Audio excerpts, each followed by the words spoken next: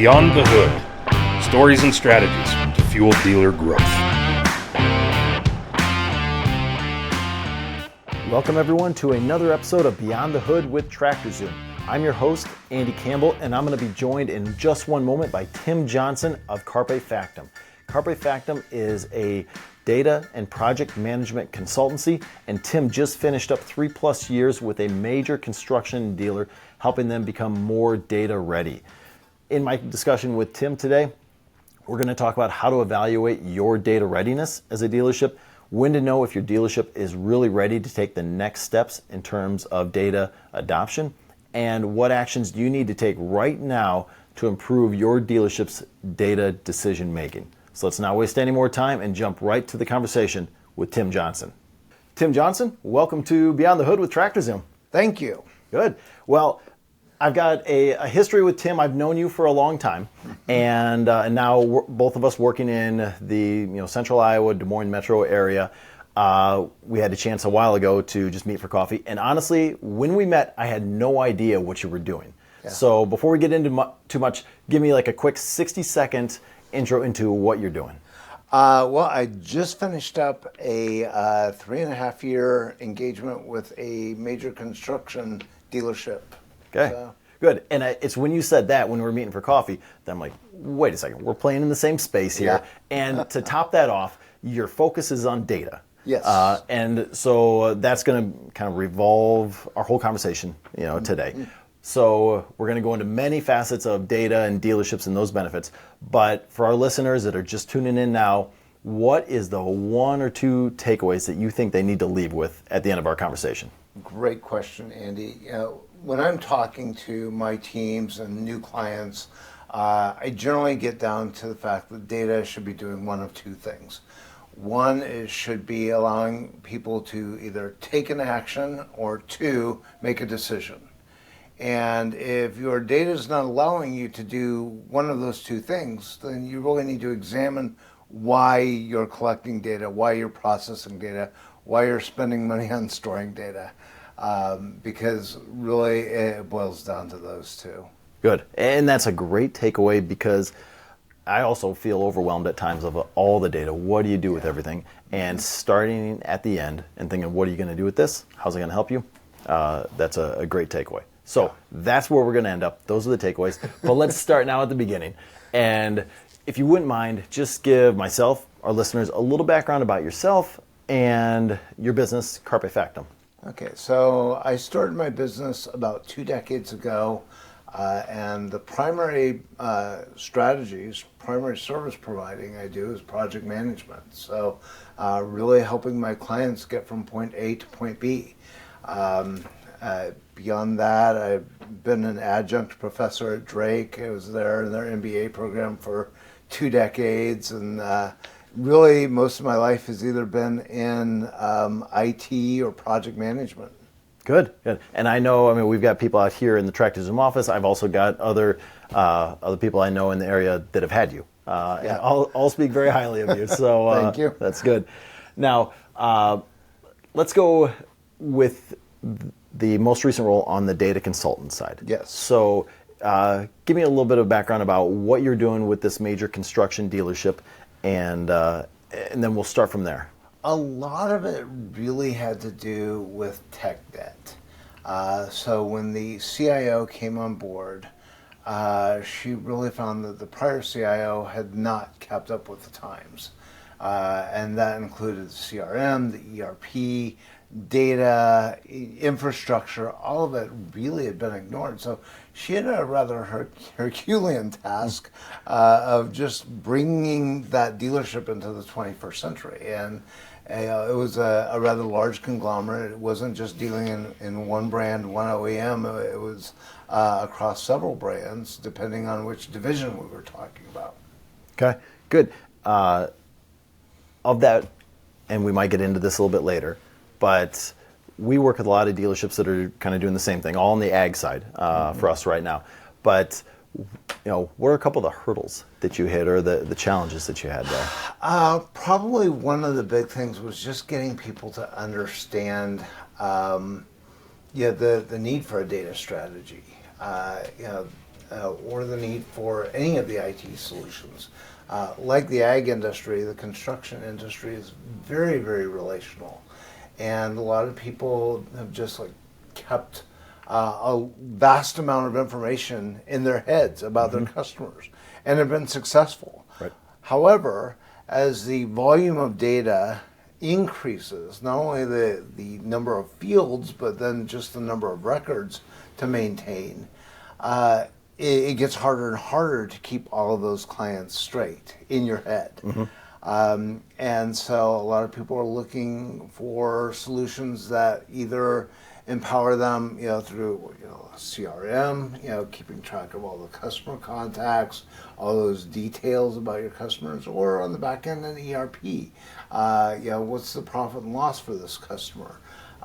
Do they have good credit? A lot of times, like I said, in that relational thing, we continue to do business with people with, say, less than stellar credit because we have that relationship. Right. And now, it's like we have so much information available to tell us, should you even be doing business? Where is their credit really on that sliding scale of excellent to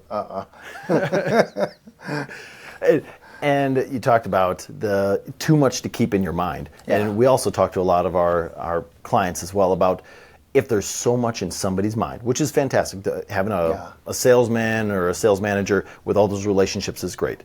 But what happens when they leave? Yeah. Then you lose that book of sale. Yeah, and sometimes they leave rather suddenly. I'm in my upper 50s, and I'm kind of getting to that point where I'm seeing friends retire suddenly, or worse. Right. I've seen some with health issues where they've just said, no, I can't do this anymore, and so sometimes that transition is very sudden, and if you don't get what's inside their head into a system where someone else can pick it up. One of the standard tongue-in-cheek examples we use just in project management in general is, what if you get hit by a bus tomorrow? Right. So we'll switch that. What if you get hit by a tractor tomorrow? Right. It could happen, maybe. All of that institutional knowledge is lost. And companies really don't take into consideration a lot of that, not just the dollars and cents and the business side of things. Some of these people are gatekeepers of their culture and know the organization inside and out. And so when that leaves suddenly, it not only leaves a business hole, it leaves an organizational cultural hole. So that is a huge issue. So Good. So you said you've been working within your business for 20 years. You're working with this construction dealership for 3 years? 3.5. Okay. Yeah. So in all of your experiences, how has the use of data transformed all industries, but even maybe especially the construction industry in the 3 years that you were there? Well, as I mentioned, it's very relational, and so that's been one of the things that's affected it. Another thing that really was impactful, at least at the client where I was, is they were very much in acquisition mode. So again, getting back to different organizations doing things different ways, they acquired no fewer than, I would say, 5 or 6 companies in the time I was there. Wow. They had approximately 15 different divisions. So lots and lots of new people coming on. And those people had their systems to do. So actually, one of my first projects when I came on board at that client wasn't even really data related, it was an acquisition. And one of the things that came out of that specific project was a manager said, would you create some kind of checklist template just for acquisitions? We do this on average once a year, and we always act like it's the first time we've ever done it. And so I created their first ever acquisition template, and not only the standard hardware, software, but what is their data? How is it backed up? Where is it backed up? Is it on-prem? Is it off-site? Cloud? All of those different possibilities. And so that was probably one of the big challenges there was just navigating all of the different acquisitions that they were doing. And when it came to data, then how did we get them on board? Mm-hmm. Which gets back to what you said at the very start, like what are you using data for? Are you going to use it to make a decision and action? And having that acquisition be the action, which is, within the farm equipment industry that we're facing right now, I think we've got a healthy clip of acquisitions, and we're likely going to see more if we continue in this trough for a while. Yeah. And I think they're going to be in the same boat where they need to have a playbook for all those acquisitions. Yeah, and that's what we were able to use is just, and when I say playbook, it doesn't have to be this monstrous multi-volume thing.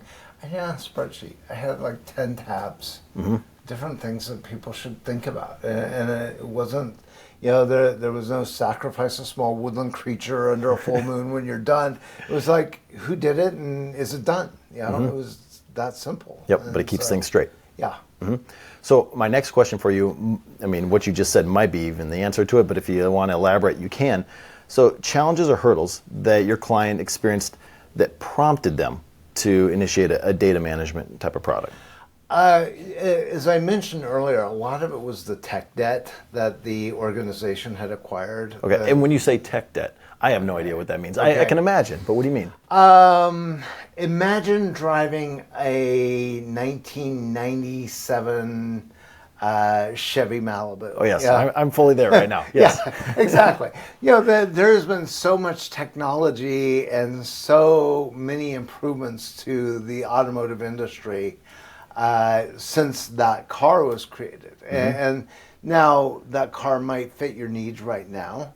But as your kids become teenagers and they start to drive, and Dad, this isn't cool, or your wife says, hey, we're expecting quads. The vehicle that you have is no longer working for you. And if you ignore that change in needs, it's kind of like having financial debt. It just collects interest and it becomes bigger and bigger and bigger. And so when the CIO who brought me on, she recognized the tech debt immediately. And so, things like the CRM and the ERP and the infrastructure and the data all needed to be addressed as part of that huge transformational project. Not just to pay off the tech debt, the stuff they had ignored that was on the verge of breaking, but also, positioning them strategically for the future.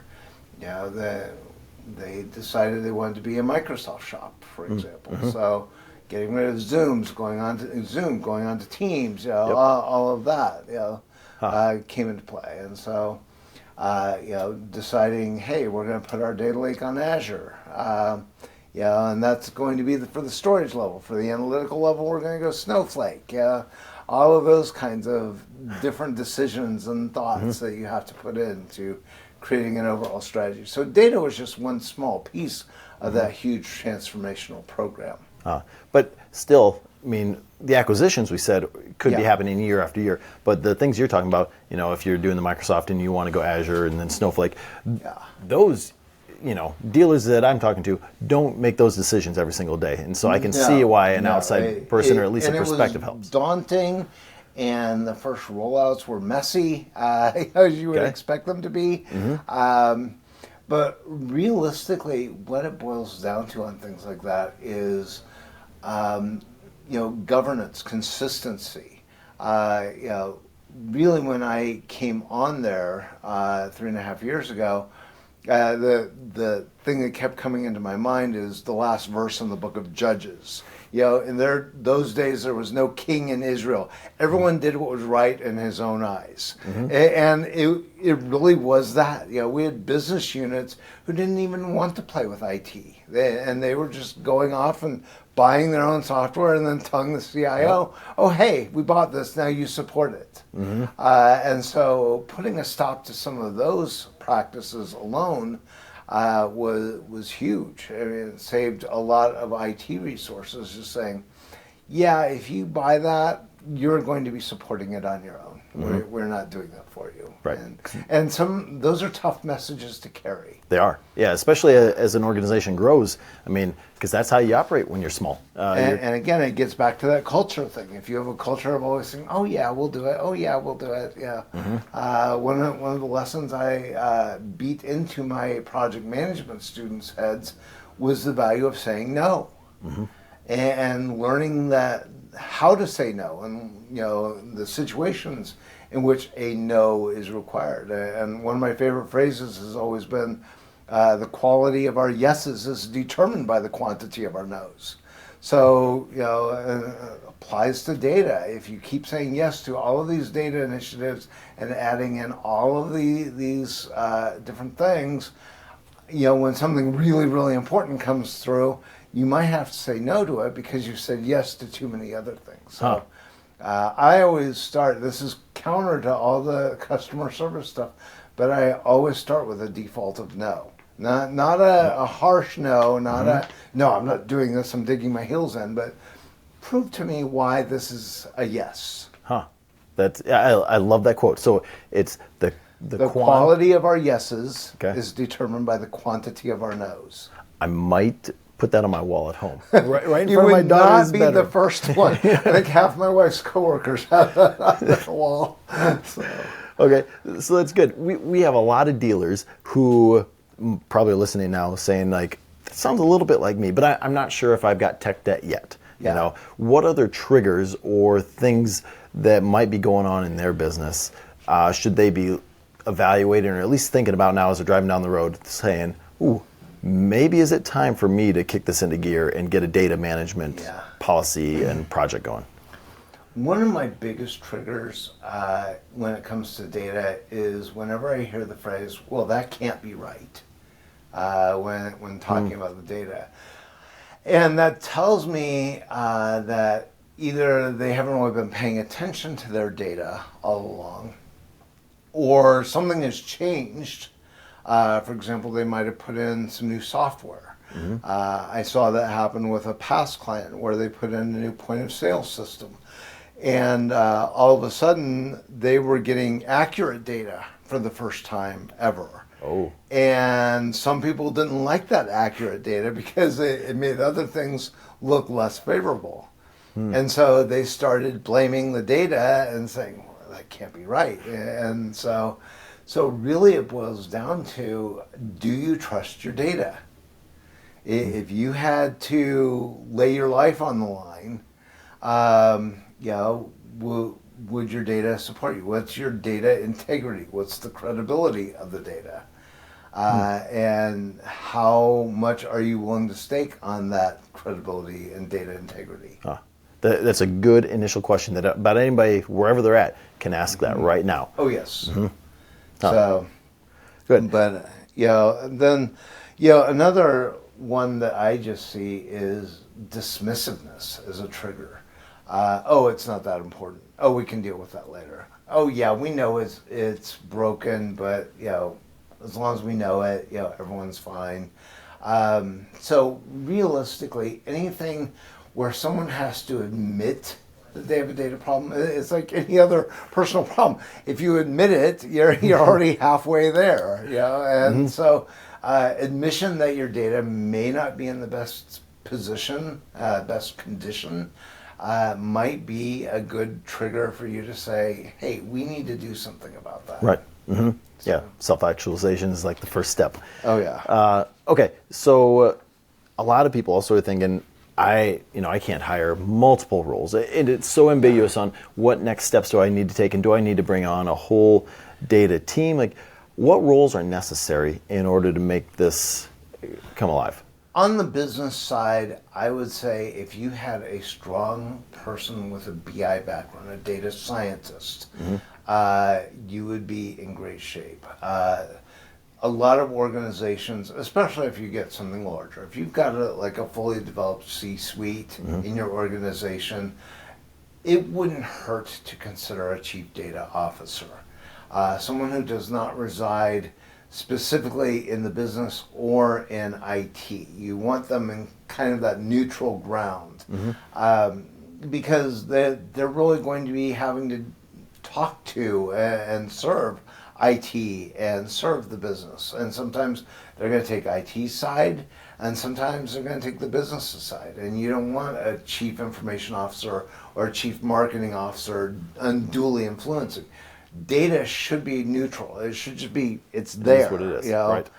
It's how we use it and manipulate it that makes it useful. And I think it's Brene Brown says, stories are just data with a soul. And so it really kind of, you want to make sure that you're telling the right story with your data, telling an accurate story. So large organizations potentially could consider a chief data officer. Smaller organizations, if you have a really strong BI role on the business side, that should be enough. Okay. Now, on the technical side, there are a few other roles that you want to consider. I would say a really strong data analyst or data architect. You probably want both, to be honest. Again, depending on the size of your organization. But if you have a good seasoned data analyst, a lot of times they can perform at least some basic architectural skills. So really saying, how should your data be structured? What does our enterprise data look like? Is it a warehouse? Is it a lake? Is it a series of Excel spreadsheets on Gladys's desk? What is it that we're doing to keep our data? So they'll make the decisions about the infrastructure, the data flow to other software systems. And then that data analyst level, they're really going to look at it from that next level down. What are the tables and the files and the fields, and what are the business rules that apply? So if this field equals no, we're going to do these 7 steps, and if it's yes, we're going to skip down further in the process. So really a good data analyst is going to look at things from a field and table level, and also a lot of those if-then statements that define the logic, really. Right. They really get you your bang for your buck. They help you to make those decisions that we were talking about. And then, obviously you want someone technical who can actually, whether it's Snowflake or Informatica or whatever tool you're using, knows how to develop a solution and test it. So. Okay, good. I think that's a nice summary of high level to maybe more of the beginner on this of different people that you might need. Sometimes you can't fill or don't want to fill everybody internally, and so you leverage outside data partners. Whatever that looks like. That's where I come in. Right. Yeah. So what's that decision process like for a company if they want to explore partners to assist to better leverage their data? I think. It depends on what kind of partner they're looking at. So obviously the services like me, is your data strategy worth it to you? Is it something that you really are wanting to invest in? And one of the things I tell my clients, I don't want you bringing me on to your site just because you think you need me. I want you to come on to clients who know they can't live without me and my skills. So, and there's subtle difference in the wording there, but if a company knows that they need a strong data project manager who's done this to survive, I want them thinking about me. So, but if it's just that, someone told me I needed a project manager, I'd be like, next please. So. Yeah, it makes your job tougher once you get to the site if you have to then sell yourself again to get the adoption piece to happen. Yeah, I like it when the executives are very passionate and say, yes, we need this. Here's Tim. Here's how he's going to add value. Yeah, which gets down to the leadership overall of the situation. It's got to be top down. Yeah. The other thing though too, you mentioned bringing on third parties and such, is not just for the roles, but thinking about third parties just for data consumption. things like credit reports or market research. One of the situations we had at a client, as I mentioned, they had multiple divisions, and each of those divisions had their customer base. Well, sometimes we had overlapping customers and didn't even realize it. There was one construction company in particular that I believe had dozens of distinct entries into our databases across all the divisions. And so one of the decisions we made was to contract with Dun& Bradstreet and use their Dunn's numbering system. Right, then you eliminate that. Yeah, exactly, because then we know that company ABC is the same as company PQR. They just are operating under a DBA. So really, using third parties, you can use it for the roles, you can use it for the data. So. Yeah, having that common mapping, I mean, it's not just in customers, it's all across. We use it for equipment. It is so essential. Oh, exactly. Hey everybody, a quick break from the show and then we're going to get you right back to the conversation. But I wanted to take a moment to let you know how TractorZoom is partnering with all of our dealership partners to fuel their dealership growth. We're doing that with TractorZoom Pro to give people better valuations, faster access to it, and the ability to manage their inventory using AI, using large data. Even if their dealership doesn't have the capacity to develop the AI and the large data themselves, it's all there within TractorZoom Pro. And also with Anvil Pro, integrated business systems solution. You can actually cut costs by integrating solutions, not paying for all these extra one-offs, and keep people in the same solution so you're not constantly switching screens. And then you could optimize your workflows, do a lot of things with automation that technology should be able to do right now. So just two ways that TractorZoom is working with our dealer partners to really help them fuel their dealership growth. Okay, you can check out some links in the show notes. You can also go to TractorZoomPro.com to check all that stuff out. But we'd love to at least show you all the different ways that we're helping our dealership partners. Okay, let's get back to the show. Hope you're enjoying it. Okay, so let's move on to some stories of work that you've done, some success stories. So with your experience, what is one of the most challenging aspects of data management for equipment dealerships? And it could be construction, or you can, This goes back to where the points I made at the beginning is really getting at the why of data. I would say that's the biggest first hurdle to go through. And it gets back to those 2 points I mentioned earlier. Are we using the data to make a decision or to take an action? Data is not like your grandmother's Tupperware drawer. We don't keep things just because we think we might need them someday. And that lid has not seen a container in 15 years. That container is not coming back. So, and it's amazing how often we do that in the data sphere. We might have tracked a piece of data back when there were fax machines. Yeah. Please tell me no one is keeping a fax number anymore. Well, I know there are people, who are maintaining fax numbers, even though probably 90% of their clients no longer have a fax machine. Oh yeah. Oh, this I keep stuff way too long. So my wife's actually, if she's listening to this, she's like, "Oh, that's you." Yeah, I know. So I wrapped up on my client last week, and I've been doing an archaeological dig on one room in our basement that's become that black hole dumping ground. In the 10 years we've lived in that house, and so I told my wife and kids I will be in a very bad mood. I will make sure I'm in a bad mood when I go through there and start purging your stuff. It's all gone. Yes. So, okay, on that then, this is the perfect segue for data cleanup, because, Yes. we work with dozens and dozens of dealerships all across the country and all in different states of data cleanliness. Yeah. But you've got to start with where you are. So if you don't have clean data right now, it's not like you can reverse time. So from a data cleanup standpoint, why is it important, first of all, and how maybe is it different than construction than what it might be elsewhere?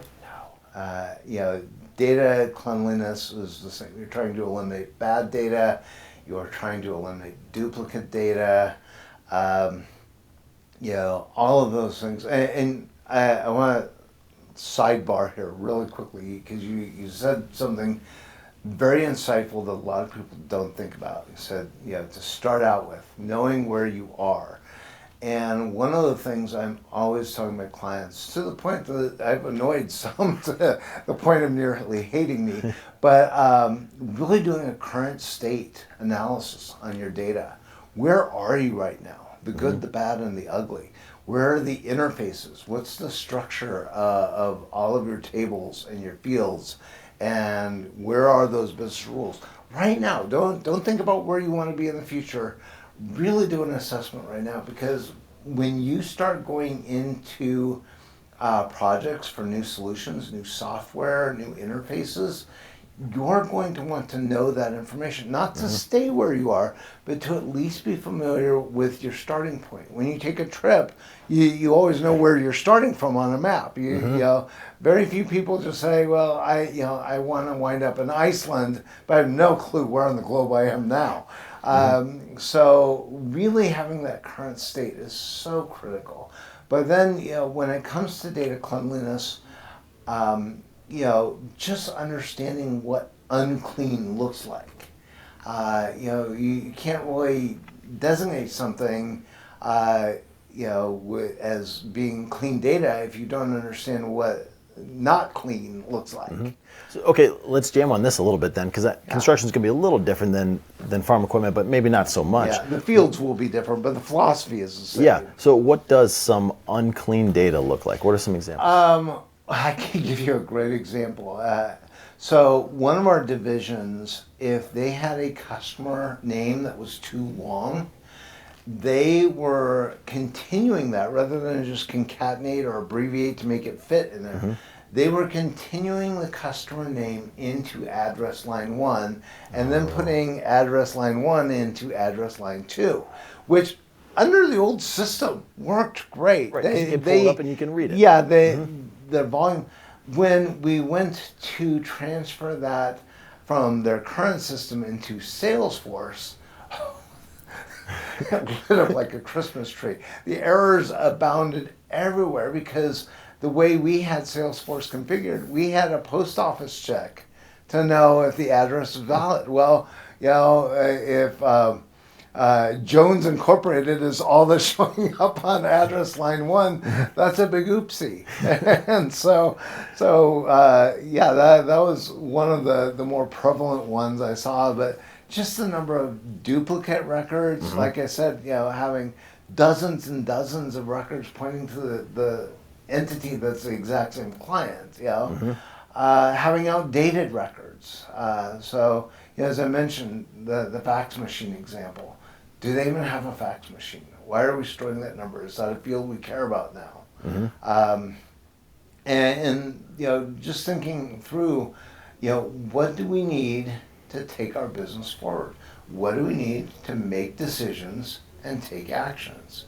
And if our data, if the credibility of the data isn't there that's allowing us to make good decisions or take forward-thinking actions, that becomes a critical point where you have to say, okay, our data may not be clean. Okay, so we can go in there and we can throw out some old Tupperware and root out the basement. Yeah. But what about, are we just going to come back in a year and it's going to be the same pile again? Oh yeah, you have to put in the processes to prevent the dirty data from getting in there. So, going back to my prior example, we had to go back to that business unit and say, no, do not put the remainder of the customer name on address line 1. That is a bad process. It may have worked for you up till now, but it's not going to work anymore. And then creating exception reports or data audits that allow you to see when people are still doing that, because that's where the technicality of data collides with the people aspect of things. Right. So I'm glad you brought up this audit report because, again, I coach a lot. Yeah. And if I can give the constant feedback and watch every single thing, I can correct errors when they happen. Yeah. But I can't watch everything at the same time. And same with all these dealerships. You can't see everybody at the parts desk putting information in. Yeah. And so what does a data audit or report look like? Really, it's just going to tell you how much of your data is in compliance. So let's say you've got, I'm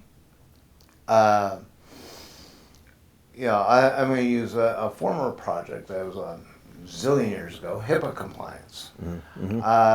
There were, the emphasis on that project really was on process and how people did their jobs. But at the crux of it, it was a data project because how they did their jobs was protecting patient data. Right. And so, when you look at that from a data perspective, you have to say, okay, we've got the culture here, we've got the person doing the work here, and we've got the data and its supporting infrastructure here. So how do we make all of those play nice together? And that's where having that audit report comes into play, is it really can take components of the organizational culture of the person doing the work and the data itself and say, okay, here's where either the data or the person didn't behave as we expected them to. Here's where that person, despite us telling them, do not put the customer name and address line 1, they've still done it. And again, it's one of those times where you have to know both what clean data looks like, the desirable data, to really know what the dirty data looks like. And if you can do that, then you can create exception reports. We were interfacing with the corporate of our dealer brand and switching from one database to another. And one of the things that had been happening is that dealer corporate had been sending files back to the dealer, but they meant nothing to the person who was receiving them. It was just, this is an error. But it didn't give any details why. So when we were working on this other project, we said, how about if we build our own audit exception report, and then we can put whatever error message we want that, I don't know, might actually mean something. Right. And then we Meaningful can fix feedback. it. We don't have to wait for corporate to send back, hey, this data from 5 months ago was bad. And then it's go hunt down the file and all of that. So. That empowers the place Yeah. where decisions are being made. Yeah, and the gets that more feedback a little proactive faster. you can be on creating those exception reports, and again, it comes down to the acknowledgement that no, your data is not perfect. This is not your beautiful child that you send for school pictures. The data does not always behave like you think it's going to behave. Data is not, in many ways, raising a data strategy is a lot like raising a child, because they're going to be dirty. This conversation. They're going to be dirty, and it's not going to behave. That's 2 more takeaways for your listening audience. Right. Parenting / data podcast. Yeah, exactly. So Okay, so let's get third-party data into this, because that helps people make decisions. It's something that we at TractorZoom help a lot of our dealer partners in. How does that play into the overall data strategy? And how do individual consumers or people within a dealership use that data? Yeah, a couple of different things on that is, as I mentioned before, things like credit reports and market data, and even the use of DUNS from Dun & Bradstreet, were all great examples of using third-party data. The decision to go that route really depends on the strength of your current data. Do you have enough data in your database to make decisions, take actions? If you don't, then you may have to supplement with some third-party data. Do you know enough about this client that you could make a credit decision? Do you know if this client has any DBAs that we might not know about, that they're doing business under, and certainly in the ag business, the rise of corporate farms, there's going to be a lot more variables. Equipment might be located in several different locations that we, unless we have a way of tracking that, it becomes anyone's guess where that data might be. Right. We hear that most often with, one major brand, a dealership saying, hey, we know what our equipment is worth. If somebody wants to trade in our piece of equipment, especially if we've actually had it on our lot before, we can get pretty close. Yeah. It's when somebody sends or wants to trade in a different brand, which is a major deal, switching somebody to from a different brand to yours. Then now that valuation takes us a long time because we're not familiar with that tractor, that combine of that color, how many hours does it have on it, all the bells and whistles. Then that's where now we need this external data. Exactly. Okay, that makes sense. Now, so you're bringing in data, yours, it's clean, external data, it's clean. You've got all the people sitting around the table, and it's the adage of you can bring a horse to water, but can you make them actually drink? How do you get adoption on getting business units or individuals just to better utilize data to make decisions? I've always liked the quote from Sir David Frost. That diplomacy is the art of letting someone else have your way, and in many ways, that's how the data strategy works out in a lot of organizations.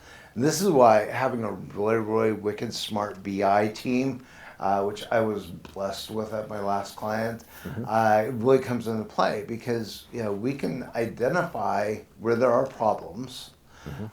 We can mock up a solution, show it to an executive who has a lot of charisma and clout in the organization, and say, "Hey, look what we found, and look what we can do. You want to take this report to your next C-suite meeting?" And again, it's that art meets the science. So we've got the data science of things, and then we take on the art of project management and organizational influence and all of that to get it sold.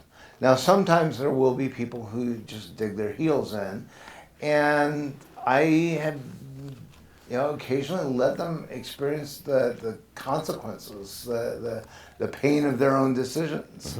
And then just come back a few months later and say, "Hey, are you ready to discuss this option?" And try not to let too many bad things happen to your client, or they don't invite you back. But if it's a low risk, low dollar decision, but you want to prove a point, there are times for doing that. So, but I love the analogy or the point that you bring up about having to be their decision. Yeah. And I mean, a BI or any kind of visualization tool that they can use to do that, again, gets back to parenting of if you can make it their idea, so much more apt to take action on it, believe it, and get behind it. But it has to be their idea, which you can do. Okay, so you were with this construction dealership for over 3 years. You've been with other businesses. Data's transformed over that time, and those companies grew over that period of time. So are there any things that you learned or your team learned about managing data that you maybe didn't know at the onset? One of the things, and I've brought this up before, is really the importance of the current state of data. People often go off to conferences where there are sales booths and they see this whiz-bang solution and they fall in love with it. Kind of like teenagers at a dance. It's like pure infatuation. And then a few months down the road, it's like, what was I thinking? And if you haven't done a good, solid current state to really, truly grasp where your data is, and again, this is where a good data analyst can come into play, is they can model all that data for you and say, you have these 7 tables, and in these tables are these fields, and this is how the tables connect to each other. And this is how these tables allow you to do business. Because again, remember, it goes all the way back to the business need. Otherwise, why are you doing it? It's grandma's Tupperware drawer again. Right. So really having that current state where you know what your data looks like. So when you go off and you're looking at a possible solution rather than school kid infatuation. You can say, okay, these are my top 3 data issues right now. Show me how your solution fixes those 3 very specifically. Rather than, oh, we can fix that, or that'll be in the next release. It really enhances your BSO-meter when you're trying to select another company. Right. You know where you're at and you know where you're going. Exactly. Okay. So let's break from that and let's break out the crystal ball. Yeah. Let's spend a little time looking forward, imagining what is to come. So we're sitting here now at the end of summer, beginning of fall of 2024. Yes.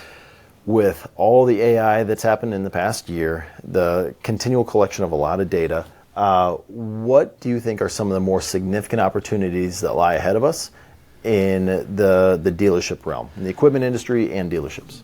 Yeah, I think, I'm glad you brought up the AI thing. I mean, that's obviously the giant elephant in the room for everybody is how can we use it? But the point that it all goes back to is, are you going to be reactive or proactive with your data?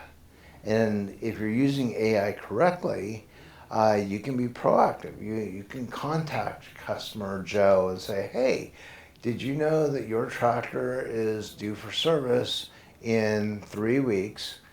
I can make the schedule for you. I noticed that you don't like evening appointments, so we can make this mid-morning. And, by the way, here's 3 manufacturer coupons or deals going on right now for your specific make and model.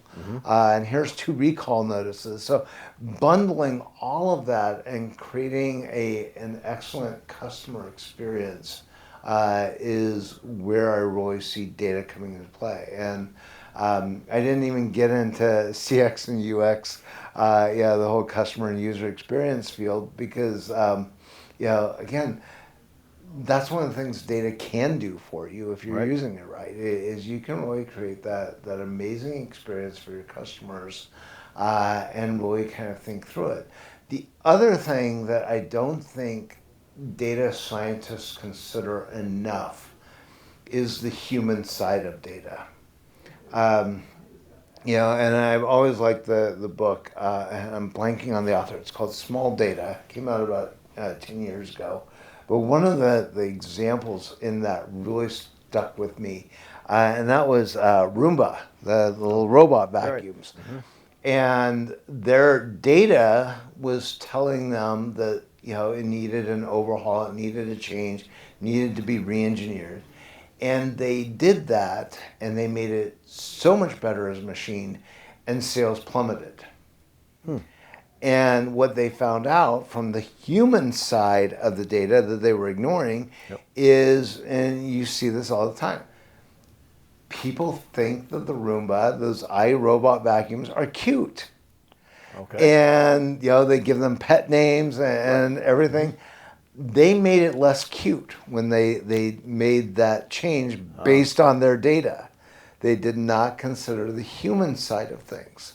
And so really, you can have the best data in the world, but if you're ignoring the human aspect that drives the data, there's going to be trouble. And that's regardless of industry. I truly believe you have to be considering the people using the data at all times.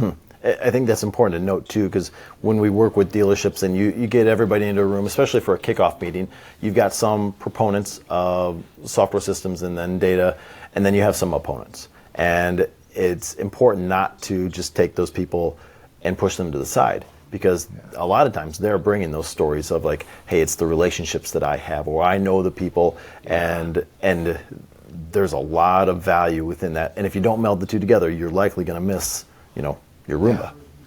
Yeah, exactly. And, it's those stories that help drive the organizational culture. You can, if people aren't telling those tales, I'm old enough. I was working during the floods of '93 and hearing the tales of heroism of people who rode to their office to retrieve critical files before their office was completely overrun. And in IT, heroics are way too commonplace. Fred, who stayed all weekend, to make this system work by the time people arrived on Monday morning. I would contend that Fred just enabled bad behavior on the IT department, but okay. But again, it's those stories that we remember. Good. Okay, so we deal a lot with used equipment, and I know the construction and the ag side and the used is different in how they operate and how they sell, resell, or value equipment. But do you see any major opportunities with leveraging data on the aftermarket and the used side? Oh, completely. I mean, again, with every piece of equipment, there's data that comes with it. And so, the number of miles or hours usage, when was it last serviced, all of that, the dealership, the construction dealership I just finished working with had a used department. And so it's like, what's the value of that? The example you used that, when it was their equipment, they knew instantly what it was worth. But if it was someone else's piece of equipment, then it was like, gee, not so sure. It took a lot more time to assess that. Okay, so last question here, and again, crystal ball time, looking forward into things. There's a lot of talk about data privacy, protecting people's data, regulatory issues that we know about, and there will be some regulatory issues that we don't even have a clue yet. But do you see any challenges up ahead regarding protection, privacy, regulation? Obviously, the liability on a company to protect data from hackers, from ransomware, that's huge. And if your IT department doesn't at least have someone in a security function who's already addressing that, I would start to worry tremendously. But even at my past client, as we started rolling out solutions, we had other business units getting nervous, just saying, hey, I don't want this information shared with that division. Same organization, but they just did not want to risk seeing their data compromised. And it's that need to know basis. Least privileged access is a key term in IT. You want the people who need the data to do their jobs to have the data. But those people who don't need that data, probably shouldn't have it. So. Yeah, which gets back again to having the right kind of people on board and the structure of data so you can actually do that. So it's not just on Gladys's Excel sheet that's shared and everybody has access to it. Exactly. Perfect. Okay, Tim, we've covered a ton today. Is there anything else you want to add? Appreciate you coming in. No, this has been a great discussion. Kind of fun to recap my last 3.5 years. So looking forward to a little break before I start hunting for my next client. But got to get that basement cleaned out. Right, so. Exactly. Got to work through the Tupperware and all the kids' stuff. The honey-do list continues to grow. So good. Well, take care of that cleanup before you go and take on another dealership's data cleanup. But it's been fun catching up with you again. I look forward to our next coffee. Yes, absolutely. Good. Well, okay, Tim. All right. Thank you for joining us. Thank you, sir. And thank you, everyone, for joining us on Beyond the Hood with Tractor Zoom. If you haven't yet, make sure you subscribe, follow, like us on all the channels that you're listening to or watching this right now, and stay tuned for the future episode of Beyond the Hood with Tractor Zoom. Until next time, take care.